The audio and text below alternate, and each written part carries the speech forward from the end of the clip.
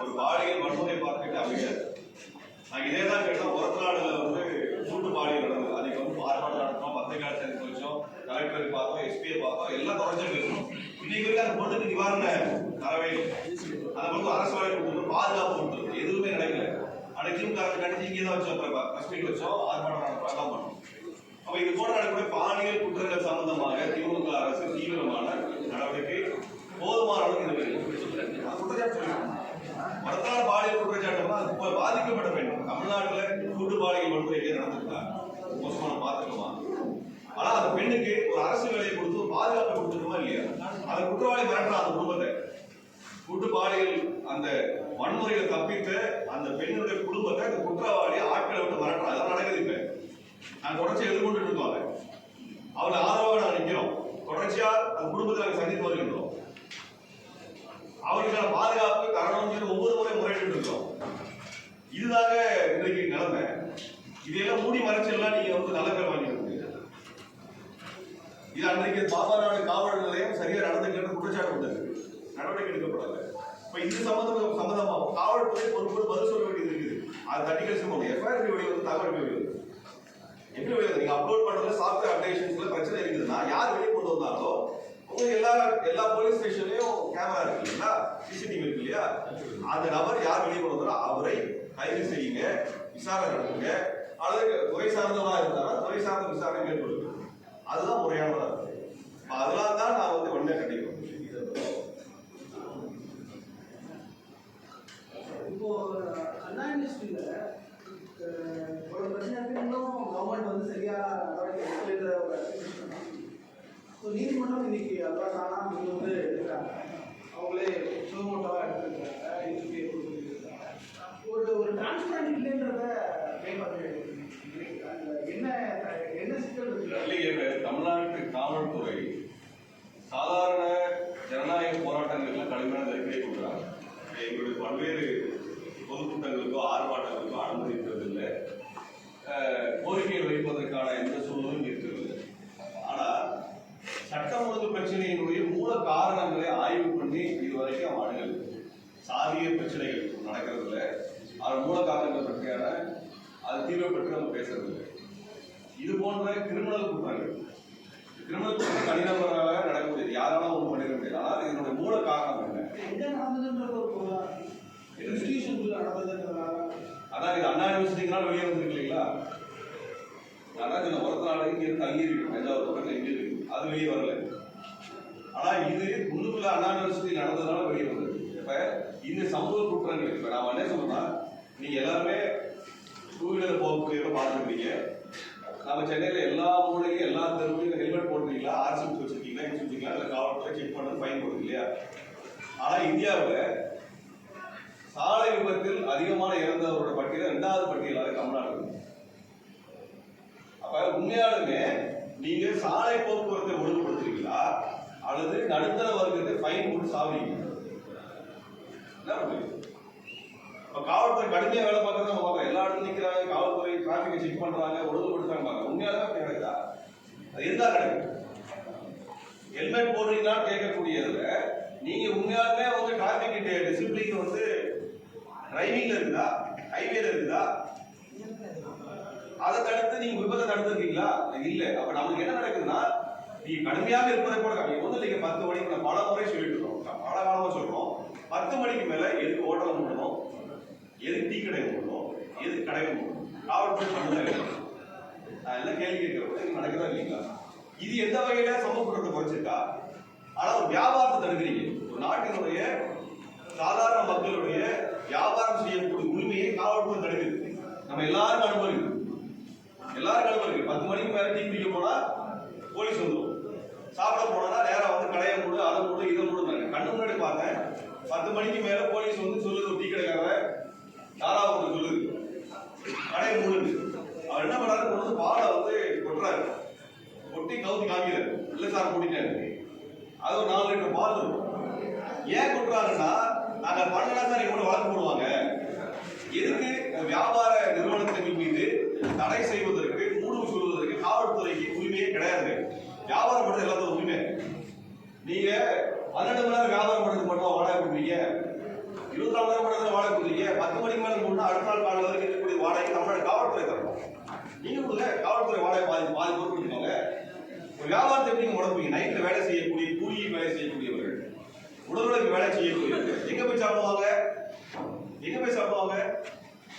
அப்ப இதெல்லாம் நீங்க பாத்தீங்கன்னா என்ன நடக்குதுன்னா, எல்லா இடத்துக்கும் காவல்துறை இருக்கு, எல்லா இடத்துக்கும் செக் போஸ்ட் இருக்கு, எல்லா கடையும் போடுறீங்க. 10 மணிக்கு மேல எதுவுமே இல்லை. இந்த வன்முறை என்ன நடக்குது? எப்படி நடக்குது? அப்ப நீங்க பண்ணக்கூடிய தமிழ்நாட்டை கட்டுப்படுத்துறது எல்லாத்துக்குமே போலீஸோட பயம் பார்க்கறது ஒண்ணு மட்டும் தான் நடக்குது. எல்லாத்தையும் மறக்கிறது மட்டும் நடக்குது. காவல்துறை பார்த்தா பயப்படணும், அது மட்டும் தான் நடக்குது.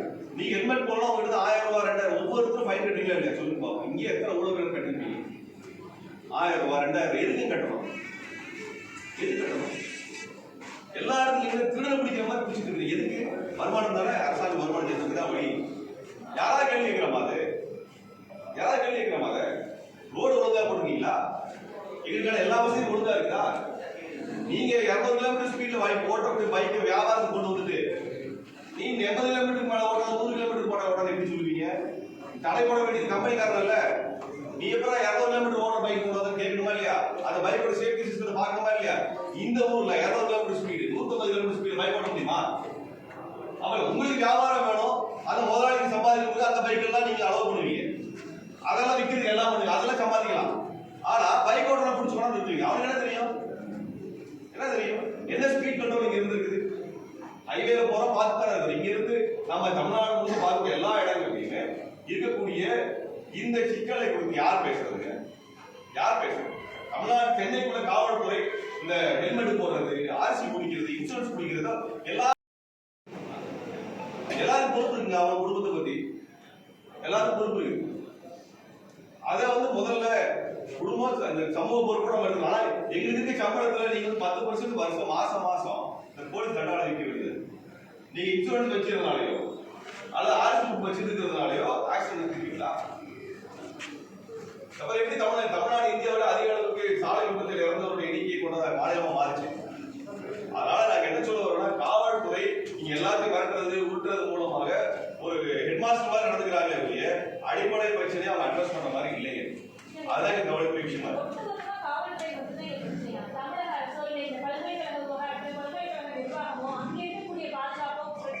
இல்லைங்க, அதான் முதலே சொல்றேன். முதல்ல அண்ணா யூனிவர்சிட்டி பதில் சொல்றோம்.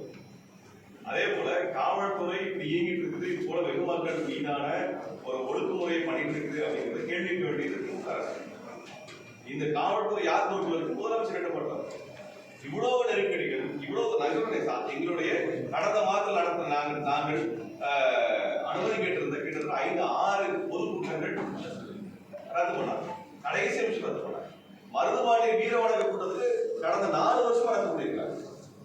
தொடர்ந்து ரத்து பண்ணியிருக்காங்க. இதெல்லாம் காவல்துறை செஞ்சுட்டு இருக்கு.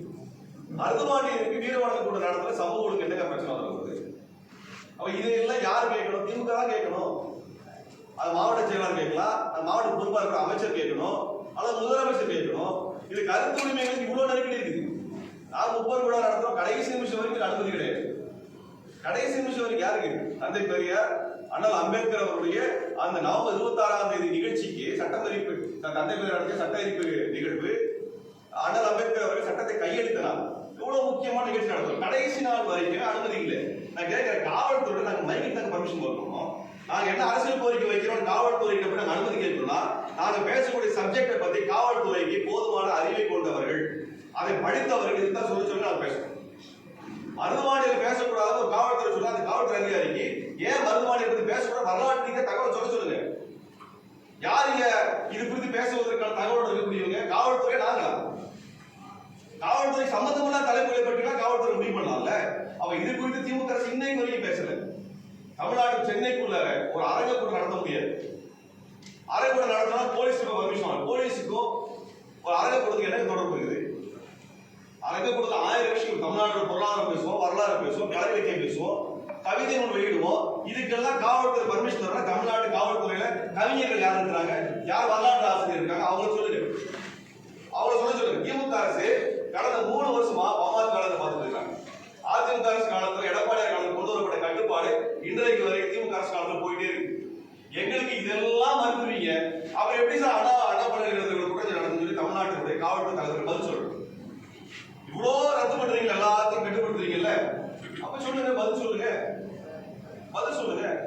ஹைகோர்ட்ல இருந்து பொதுக்கூட்டம் நடத்துறதுல இருந்து ஆர்ப்பாட்டம் நடத்துறதுல இருந்து எல்லாத்துக்கும் நெருக்கடி கொடுக்கக்கூடிய காவல்துறை இவ்வளவு சமூக ஒழுங்கு பிரச்சனை ஒருத்தநாள் பிரச்சனையில இருந்து ஒருத்தநாள் இந்த மாதிரி நடக்கும் போது அங்க கஞ்சா விற்கிறாங்க மக்களே அந்த ஊர் மக்களே காவல் நிலையத்தில் புகார் அளிச்சிருக்கிறாங்க.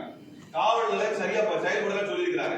அதுக்கப்புறம் அதை நடத்தாதனால அந்த பெண்ணை கூட்டுப்பாளையம் நடந்திருக்கு. இதுவரைக்கும் தமிழ்நாடு அரசு நடவடிக்கை என்ன? அந்த நபரை கைது பண்ணி சிறை அடைச்சிட்டீங்க. பாதிக்கப்பட்ட பெண்ணுக்கு இதுவரைக்கும் மகளிர் ஆணையம் போயிருக்கா? மகளிர் பாதுகாப்புக்காக மகளிருடைய நலத்துக்காக இருக்கக்கூடிய அமைச்சர் பார்த்திருக்காங்களா? அந்த பெண்ணை சந்திச்சிருக்காங்களா? அந்த பெண்ணுக்கு ஒரு அரசு வேலை போட்டு கொடுத்துருக்காங்களா? எதுவுமே செய்யல. நாளைக்கு அந்த பெண்ணை அந்த பையன் வந்து மிரட்டலாம். அந்த கும்பல் வந்து கஞ்சா கும்பல் வந்து மிரட்டுது கொலை பண்ணிடுவேன்னு. நாளைக்கு ஏதாவது நடந்தா யார் பொறுப்பு? யார் பொறுப்பு? இது நடந்துருக்கீங்க. அந்த பெண்ணுக்கான பாதுகாப்பு இருக்கும், அந்த குடும்பத்துக்கு பாதுகாப்பு நாங்க தான் கொடுத்துருக்கோம். அதனால சொல்றோம். நாங்க இதுவரைக்கும் திமுக அரசு பல இடத்துல நாங்க சொல்லியாச்சு, இதுவரைக்கும் நடக்கல. அதனால திமுக அரசு அல்லது காவல்துறை இது குறித்து கூட்டு பொறுப்பு எடுத்து நீங்க பேசுங்க. இது கட்சி பிரச்சனை நாங்க பார்க்கல, எங்க மக்கள் பிரச்சனை நாங்க பார்க்கிறோம். அந்த இடத்துல அடிப்படையில் பேசுறோம். இந்த விடுதலை திரைப்படத்தை மிரட்டுறது, இயக்குனர் மிரட்டுற வேலையெல்லாம் இந்துத்துவ சன்னி கூட்டம் இதெல்லாம் வச்சுக்கிட்டா தமிழ்நாடு வேற மாதிரி பதில் சொல்லும். அதனால இங்க இருக்கிற படைப்பாளிகளை மிரட்டுகின்ற வேலைகள்லாம் செய்ய வேண்டாம். அண்ணாமலை நடத்துகின்ற நாடகம் நிறுத்த வேண்டும், அண்ணாமலை மிரட்டுகின்ற அரசியல் நிறுத்த வேண்டும், வன்முறை நிறுத்த வேண்டும். தமிழ்நாடு காவல்துறை ஒரு ஜனநாயகமாக இது குறித்து வெளிப்படையான விவாதத்தை தமிழ்நாடு காவல்துறையை பற்றி சட்டசபையில்